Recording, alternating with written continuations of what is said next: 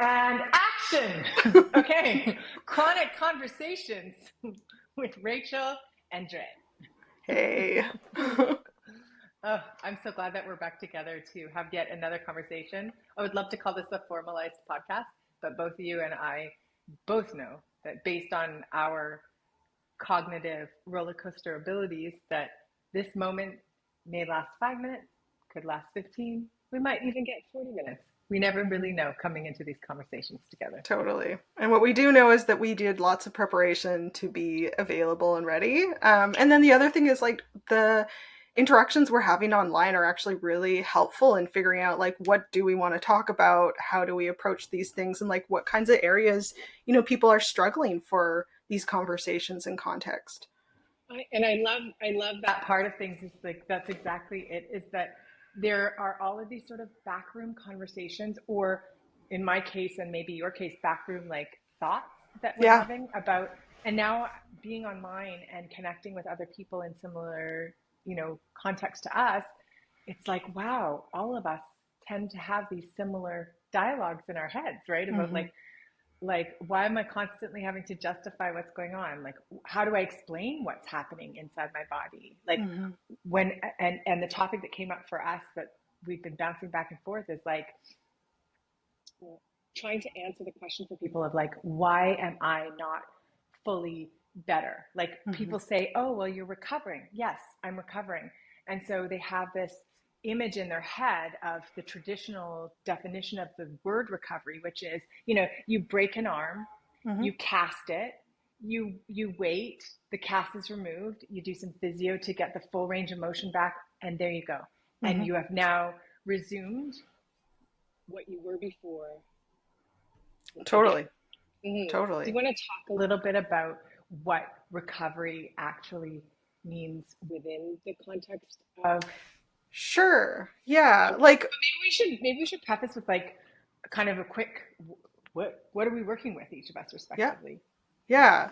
I think there's some interesting points because, when we have complex chronic health, we often have health challenges in different areas of the body and different layers. So I think you and I have a parallel, which is that we both had, major surgery that addressed our most severe pathology and did a lot of good as a starting point for that, but didn't remove all of the other factors that were going on, right? So in your case, with having multiple strokes and that impact, in my case, with having, brainstem compression, impacts on my brain and nerves and whatnot. So I think there can be an idea about what is a reasonable timeline for recovery, but it's always so different. And also, what is recovery? I think people think, as you said so perfectly, is like there's a start and end point, and not really necessarily knowing that sometimes active recovery is try not to slide backwards. Sometimes active recovery is trying to make gains. We might make gains in certain areas and capacities, but there might be other areas that are more statically challenging, and so it can kind of like ebb and flow. And especially with complex neurology, like it's a juggling. So how do I take care of my condition? How do I improve my condition? But also how do I limit my condition from compounding, because it can escalate at times, and that's just a reality of the work.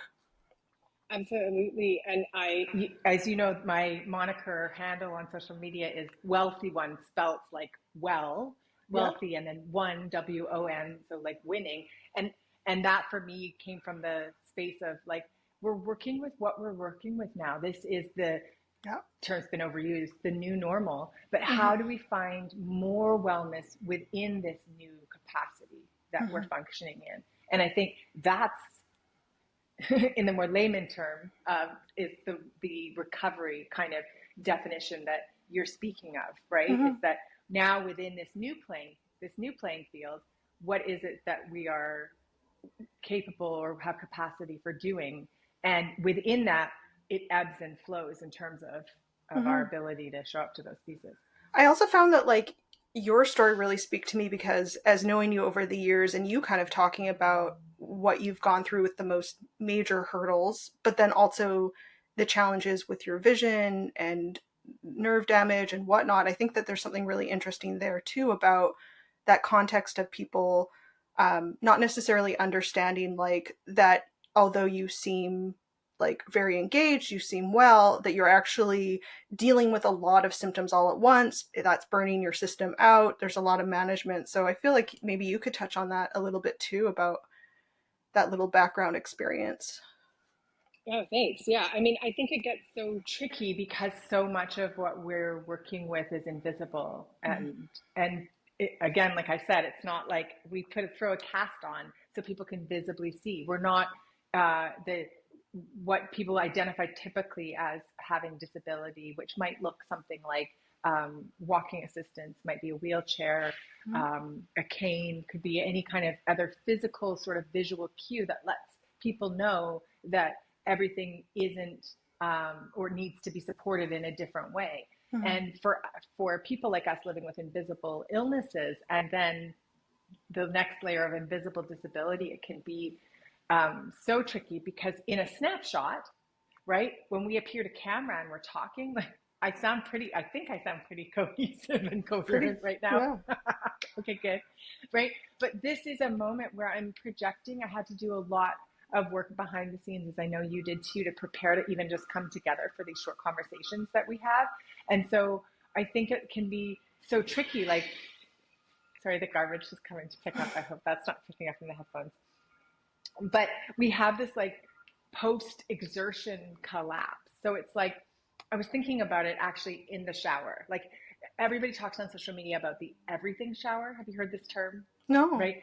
It's the idea that like sometimes you have an everything shower for women, which means like you're shaving, you're like washing your Oh, hair, you're like putting the face mask on, you're like, you're doing all the things that you do in your regime. You don't necessarily always have an everything shower, right? yeah. Some showers you have your hair up and you just wash your body, whatever. But for people like us living with disability and with invisible illness, we're having an everything shower before we do anything. So Yeah. like that puts it into perspective. It's like we don't get to opt out of that. There are things that we have to show up to that allows this recovery to actually exist, Mm-hmm. right? And I think now I'm sort of ping ponging it back to you because I think you've been in this life a little bit longer, living with complex health. So Yeah. maybe you could share a little bit about what that looks like for you. Like, what is the recovery process like? What's your everything shower that you have to bring before you can do anything? Yeah, so like maybe using something like us having this conversation today. So like, a couple weeks ago we're having certain conversations about this topic, so it's a little more familiar, which takes a little bit less bandwidth. That said, memory is a real challenge for me, so a lot of it is lost. There's also planning ahead, so I needed to book this at least a week ahead of time so I could plan my spoons and my energy envelope of like what I'm doing different days. I purposely, didn't look at my phone or have a phone call. I've got a family member with dementia. Like I purposely saved up those energies, limited the sensory information I needed to take. I also like just even the idea of the room that we're in, right? So it's not a day that there's background tasks going on. We don't have someone working in the office where they're talking or whatever. Like, I've limited noise coming in. I also, like, for example, something as simple as like I don't have the light on overhead because visually that's really challenging for me. I've got headphones in my ears that helps me process the information more directly. Like, there's a lot of tools we use that create more points of ease in a brain, because we both have brain injury symptoms that we're chronically living with, and visual symptoms and sensory symptoms. So it creates those like points where there's just less strain. Because I mean, earlier in my recovery and before surgery, like, I could not speak and have noise at the same time in the background, or if I spoke, it took so much exertion to think, produce speech, that I didn't know what the last sentence was legitimately over and over again, or I felt very nauseous or whatnot. So there's just like a lot of different ways in which we can look normal. And I also think like one thing that is really important about what we're trying to do here is create more social context. So it's helping other people understand what can chronic health look like, what strategies do we do, but also how is this legitimate? And I wish that I didn't get to the extent I did with the amount of injury, but at the same time, it getting to such extremes gave me a different observation point where I think, like, I talk to people who have cranial cervical and atlantal axle instability, and they have so many symptoms and they're invisible. And then, for me in the last couple of years, it was visible. But like those years before it were so intense. It was such a high level of disability. And I just like, what I've like got from that is to be like, that is so legitimate. Like that is so such an intense juggling act while being on a boat, right? We're juggling, we're on a boat, we're trying to talk to someone, there's flashing lights, like that's what we're doing to kind of get through with that person who's looking like they're functioning normally, but the load on their system is fundamentally different.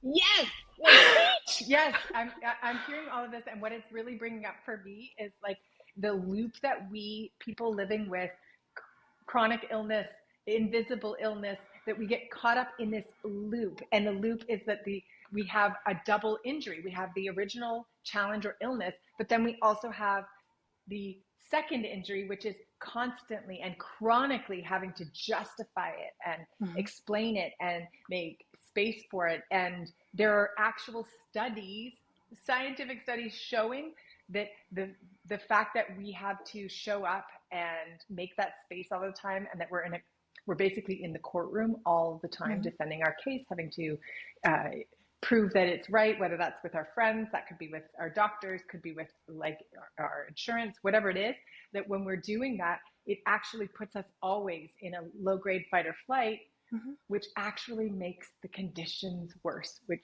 creates more neuroinflammation if you're living with brain injury, which creates more just general inflammation in the body. And if you're living with autoimmune, it creates flares where there's a needed like it doesn't need to be there, right? But we get caught in this chronic loop. So we're not just having to navigate the day-to-day pieces that help us show up to the world, but we're also having to justify to the world that we're allowed to show up.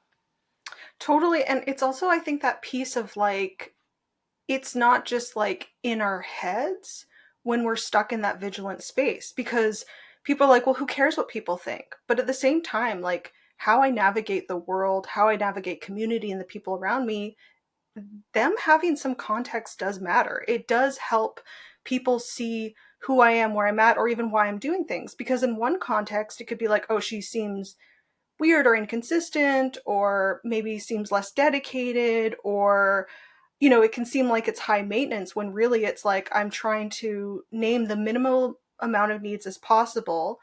And knowing this means that I can navigate it more smoothly. But I think that we end up in a heightened state often because people have a hard time understanding it, maybe, and that's understandable. But the other is that I think people kind of get it and unget it. So because, for example, with you, your condition took you to those major strokes, you had open heart surgery, there's the shock of it.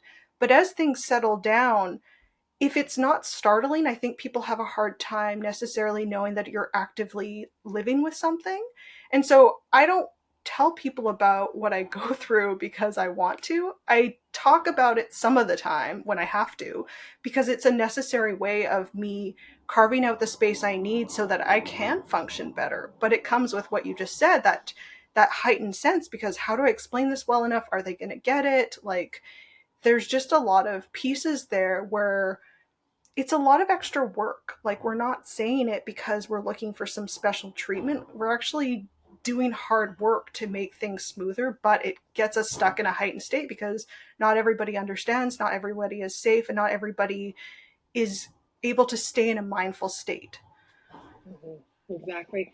And even in with our closest people, like I've had lots of people, reaching out on social media talking about like that even with the people in their inner circle, that remembering and forgetting of limitation. So even something as simple as like going into someone's home and maybe they've got a radio on and you're trying to have conversation with them, but then that extra piece, and maybe you've asked a couple of times before on these visits for that to be turned off, or if you could turn it off, and it puts you in this sort of precarious position where you're having to like remind, but it can also feel offensive to the other person too. So Yeah. like a lot of people living with chronic illness and with limitations in this way that need to make space for themselves, it becomes this sort of like, I have to get into almost a feeling of confrontation with someone else. And then, so sometimes it feels less appealing to even go out into the world, and it leads to further isolation because, like you're naming, we don't always have the energy to be able to like, put up the PowerPoint and remind people about, and again, that's our work to do because it's not Mm-hmm. everybody's work to be remembering exactly what we need all of the time. But it's trying to like bridge the two of like not having it come across as a confrontation when we're voicing what we need, even if we're voicing what we need for the umpteenth time with the people that we care about. But also it's about other people too, being able to make that space for us and show us that care, because it Mm-hmm. goes a long way, right? Like when you go into someone's home and that person has created a space, like just by closing a window or making a bit dimmer inside, a little more comfortable, less intense kind of lighting, whatever it is, I always feel so taken care of. It goes such a long way. But Mm-hmm. when I go into those settings that are unknown, I'm always anticipating, like, how am I going to advocate for myself? And I have to leave spoons just for that. So then that takes away from how I can show up, how long I can show up, right? And the quality of that connection in the showing up. Totally. And I think there's also a lot of the time, a lot of us are actually trying to figure out what we can avoid mentioning because I don't want to be high maintenance. It's kind of the opposite of my personality is like, I prefer to be less visible and smaller, because that naming a need and having someone seem uncomfortable about it is really painful. And it's also like that confronting of like, oh, like I have to exist in the world differently. And it's just challenging. And then I think the other piece I used to run into, especially before diagnosis, is I think that when I'd be like, oh, is it okay to turn the music off? They were like, people will be like, well, I was around you before and you had the music on, and they're not necessarily knowing that it's not because I'm in a more of a mood that day. It's that I tried to override it before and it blew me out, or I wasn't able to actually understand conversation because of the background noise, or like some days are harder than others and maybe the crash wasn't worth it. Like, and I think that sometimes people look for things they can view it through, maybe it's coming across as more of an inconsistent or a mood or like a throwing your weight around versus a I want to be able to be here with you and here's the way for me to do it in the most accessible way. And frankly, I don't really want to have to bring it up because yeah, like I don't want to feel like I'm loading people. Like I'm a caretaker at heart, so it's also the opposite of how I prefer to be in the world. Which I think what you just spoke to like illustrates why it is that both you and I have had such a drive to show up to social media and to have these conversations, is because it's exactly that. Like, I think the perception can be that we're out here sick fluencing, right? Which is like Mm. we just want to share and wallow in all of the terrible cards we've been dealt in life. And though that might be a piece of, we want space to be able to share that piece of things, the broader strokes of why most of us with chronic illness and invisible illnesses are showing up here is because we're desperate, and we're desperate to find language. Like I went Mm-hmm. into the chronic illness research side of things, not because I had morbid fascination with it or curiosity, but because I'm trying to develop my own language, my own confidence of being able to speak on my own behalf and to understand. And we don't necessarily have sort of a cohesive, universal language that we can use that doesn't position us in this space of wallowing or becoming high maintenance, or like you said, throwing your weight around. Like it's Yeah. it's tricky. Yeah, I feel like one of the reasons, like, there's two things. One of my goals in talking about this stuff is I lived in existence for, getting closer to 2 decades where my health challenges were misunderstood as a lacking of character or a lacking of strength or determination or self regulation. And I feel like one of the things I at least got out of having my diagnosis and neurosurgery and all these things is I want to be able to look back and be able to understand where that wisdom and that strength and that determination were, but also where other people who maybe don't even have their diagnosis yet, they deserve to know that they're actually that strong person, that dedicated person, that hardworking person, because there's something about trying to navigate the world where you don't get to feel that sense of self-worth and you don't get to exist the same way as other people. Like it I feel bad saying it, but it felt really shaming and humiliating because I was always trying to prove myself. And I spent a lot of time trying to show people just a snippet of my world because I wanted them to see the relatable parts, right? The hardworking, the career, like the determined parts. And I think that what I want to carve out is this sense of us in this community have really, really strong character. We have a lot of strength, we have a lot of wisdom, and that these two things can coexist at the time. We just need more space and language, and it's a bit of a reckoning, right? Like it's you can be both, and it's not maybe talked about enough, but you can be both. Right. Like, you're right about that, is that we're creating or trying to enhance this space that's been created, because we often, back to that sort of the double-edged piece of like the double illness of having the chronic illness, but then also having to make space for it, like having to advocate, having to stand up.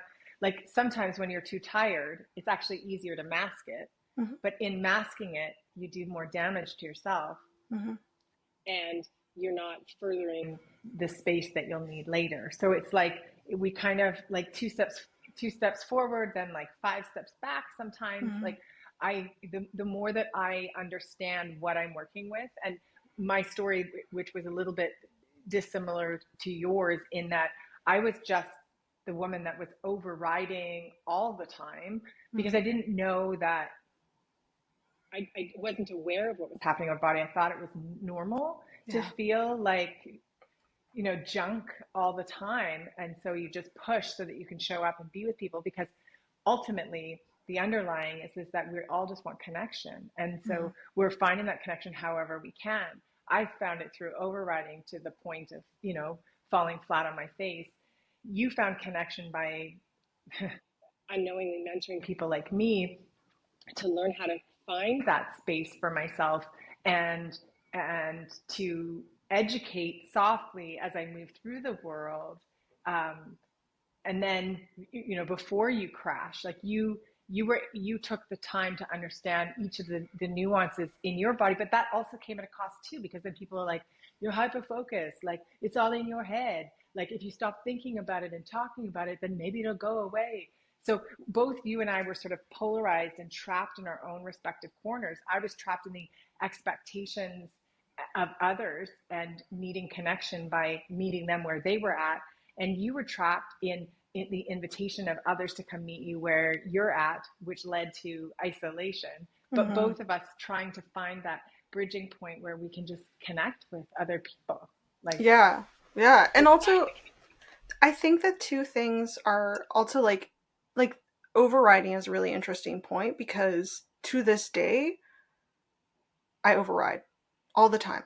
But I think what started to shift for me was I overrode while paying attention and I started to notice what would it be like to treat this as legitimate and how do I carve out space. So like I do crash regularly, but what I learned from I remember actually having to do paperwork for my disability and I couldn't think on the spot. I'd go to a doctor's appointment, they asked me about my life, and I literally couldn't go into the inventory of what my day to day was like. And it felt so strange because I'm practicing this stuff all the time. How can I not think of it? How can I not reference it? But it was too big of a cognitive task. And I didn't realize that I can be a smart person and have a level of cognitive impairment. And so what I started to do is I could kind of like I'd leave the doctor's appointment, I'd write some of the questions down that they asked me, And then I'd spend the next few weeks observing myself, figuring out what was going on, and then writing up, as challenging as the task that was, okay, here's what my day to day is, when I could actually be in direct real time with myself, gain that understanding. And it started to help me understand that, like, I, when a doctor asked me that and I couldn't think because of impairment, I felt like I was less legitimate.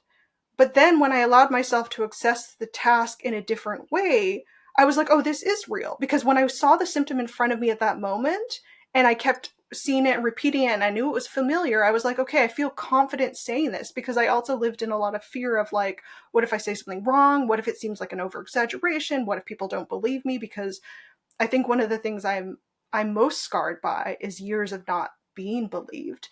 But yeah, tracking back to like the override, it's just being able to start to see that, like, I override because I feel like that's what's expected of me. That's how I go. But how do I limit these accumulative crashes? And so when I wrote this, write up every year for my doctor, I started to notice the difference between small crashes and big crashes. And when I had more small crashes, they would accumulate. And sometimes I would be completely out of commission for 8 months. I would disappear from community. I'd be stuck on my back. I'd have severe neurological symptoms. And by being able to start to correlate these accumulations that don't come out of nowhere, I started to feel like I was more legitimate. And it also helped me, although I'm a pusher, start to be like, okay, like, how do I, when possible, look to limit that? Because that is valid. Because I think that when we push and we technically do something, we see that as possible. We don't necessarily see the ramifications later in that combination to know, okay, can I do that? Yes. Can I safely do that? Maybe. Can I safely do that and repeat that? No. Okay, then maybe it isn't a reasonable task. Right. And what you're saying to me, like, I think we get sort of a bum rap for that. Like, that the whole piece of like The burden of justifying your illness means that you have to understand it through and through. You're studying it. I mean, you've been studying it for how many years? I've been studying it for like almost 7 years. Like, Mm-hmm. I think isn't the marker, it's 10,000 hours makes you an expert, or 7 years or whatever. Like, so Yeah. we are in the hard knock school of life, right? We've graduated in our illnesses, like in terms of understanding how they work and how they click. We watch it with, particularly with people that are fitness enthusiasts, right? For instance, they learn everything that they can about the process of protein and amino acids, and to help build their muscles, repetitions in the gym, how far they can push their muscles to Mm-hmm. get the rewards of what they're looking for. And we literally, social media is amassed with that, and we give such praise to it because it's worthy of praise. They have deeply studied themselves, their responses, their reactions to things, to how they can make gains. But hey, we're over here doing the same thing, right? Mm-hmm. We're having to figure out all of the chemical pieces, all of the push and pull, and how can I get a little bit more, how can I get a little more, and without, as the fitness enthusiasts, they're avoiding injury, and we're avoiding flare, we're avoiding setback, we're avoiding crash. So I think it's an interesting thing, is like, how do we change or shift the optics of this so that it's not Mm-hmm. just always seen as like people hyper focused on, like, why are you so focused on your illness? Why? Because I have to be an expert in it so that I can show up to all the other pieces of life. So it's Total. not that my whole life is the illness. It's that No. in order for me to break through into all that life has to offer me, the Yeah. caveat of what it can offer me, right? Because everybody is different. But what it can offer me, I have to be an expert in this stuff, because if I'm not, then I'm going to flail, and I'm going to end up actually spending more time face down in my bed because I didn't. Totally. And also, I think there's a common misconception, which is that we are too focused on it. And I actually think that for a lot of us, most of us, that's not actually true. We're not fixated on this stuff. It just happens to be something that when you talk about it, it really stands out to people. If I talked about reps, cycling, gym, work, all this other stuff, people wouldn't hear it in the same way. But when it relates to complex health, when it relates to something that is a perceived limitation, there's a lot of social stigma about that. And the fact is that people say, you have to believe it's possible in order to do well. Well, I think that you can have hopefulness and have attunement to what our bodies are bringing towards us. And I think that that has, over the years, given me a lot of agency. And I felt very afraid talking about my limitations because, we have those like, spiritual gurus who are like, if you think you can do it, then your body will do it. And like, I tell you, I did that a lot and I didn't it gave me things, but also sometimes it made me override myself to the point that I did damage to myself. And the other thing I was thinking of what you were saying was that person studying fitness to avoid injury.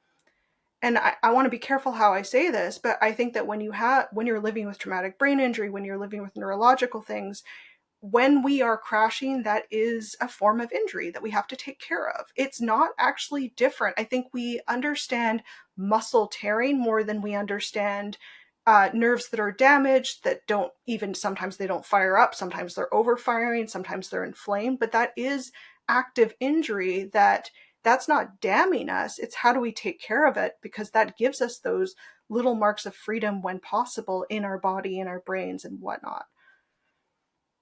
Right. We're trying to show Up and to be able to give what we have to give, right? Like, yeah, I'm a trained therapist, also with a teacher. like these are jobs that now, yeah, and that brings up a whole other topic maybe for another conversation, which is like, why aren't you working? Like, why can't you work given that you're, putting sentences together and seemingly in these snapshots able to do so much, but there's not enough hours in the day necessarily for us to prep enough to even be able to achieve that window of work. It just wouldn't be in the realm of possibility. But again, totally.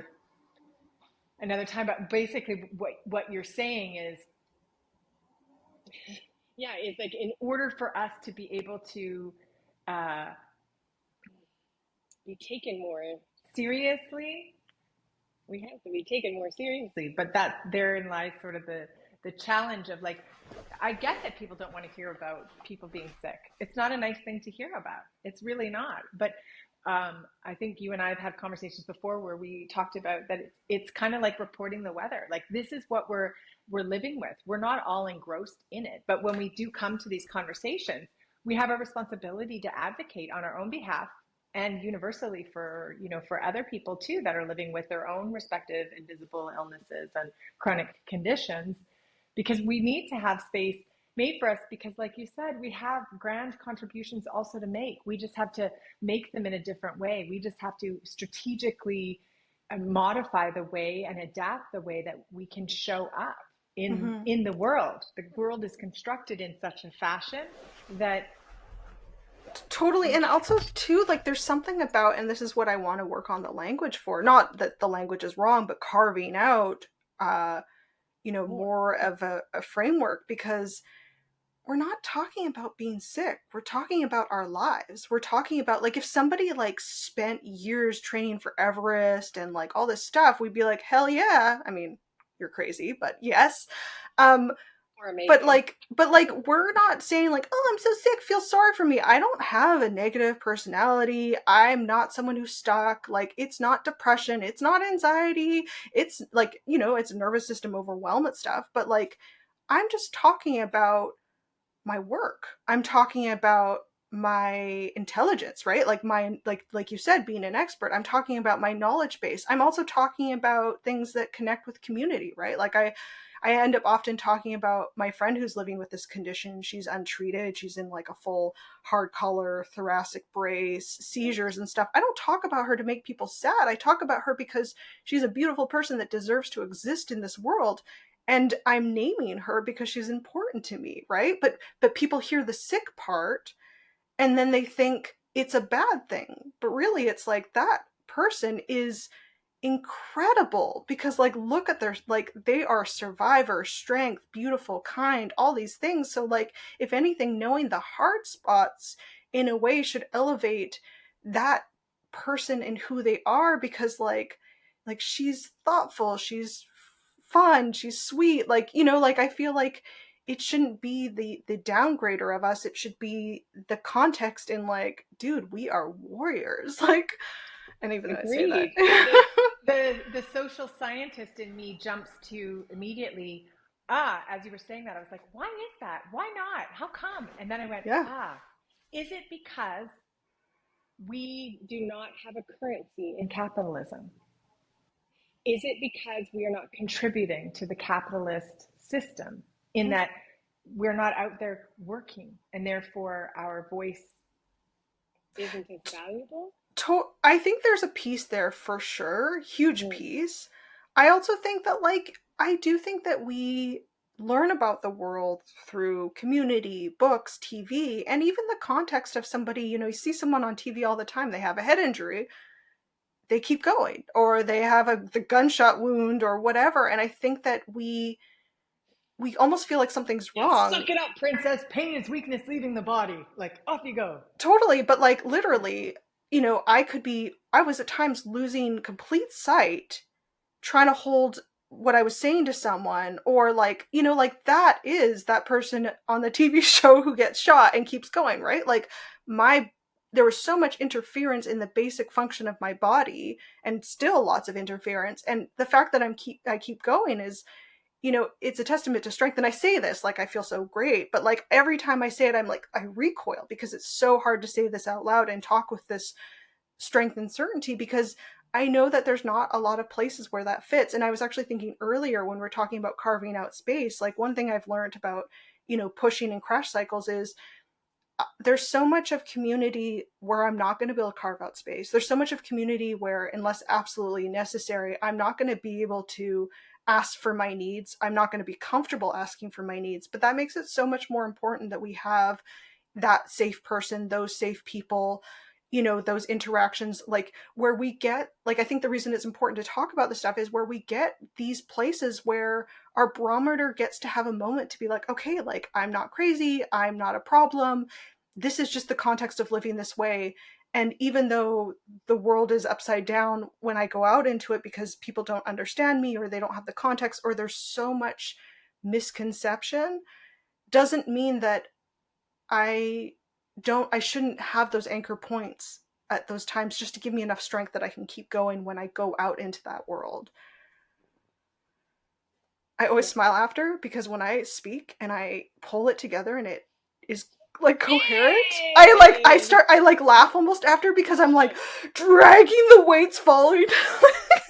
And the reality is that when we listen back to this, I'll be like, damn, who was that said that? And I'll be like, that was me, but I have no recollection. No. Like, once it's kind of moved through, it's like it's gone, and yeah, I'm not embarrassed by it anymore. Now I just embrace it because I'm just like, cool. Like, it's like an existential crisis or an out of body experience where I get to just see myself objectively after the fact. So I say, yeah, I'm all for it. And one more piece about that, as my, like, I've been like with aphasia and getting more language back and the speech production and all of that, and I'm cognitively following what I'm saying more, I realize that when you're speaking and putting an idea together and following the idea and keep going, that's like a lot of juggling tasks that a lot of people don't have to think so hard to do. And I think that sometimes we don't remember because it's such a cognitive load that our brains can't also recall it after. That is another function. That is another task. Yes. Yeah. So I often will say I don't imprint, like, I've come such a long way that I can actually know what I'm talking about, not get totally lost. But I'm not, it's still too much of a load to make the imprint because I'm firing up all cylinders too much. So I've kind of learned that that's a piece of traumatic brain injury. So you sound clear, but you can't go back to it because that is another task that you can't do at the same time because it's too much already. Yes, and I always admire how you are more succinct. Like, I feel like a reckless brain driver sometimes, like where I'm like, yeah, and then I'm talking on the topic that you have, and then I'm like, and I veer over here and then I'm veering back over here, but it all eventually comes Oh, back full circle. I do not think I'm succinct. What was that word you used for me and not you? Loquacious. We Which are I just learned. Thanks, Mom, for calling me loquacious. I actually thought it was like, it sounded like voluptuous. I was like, no.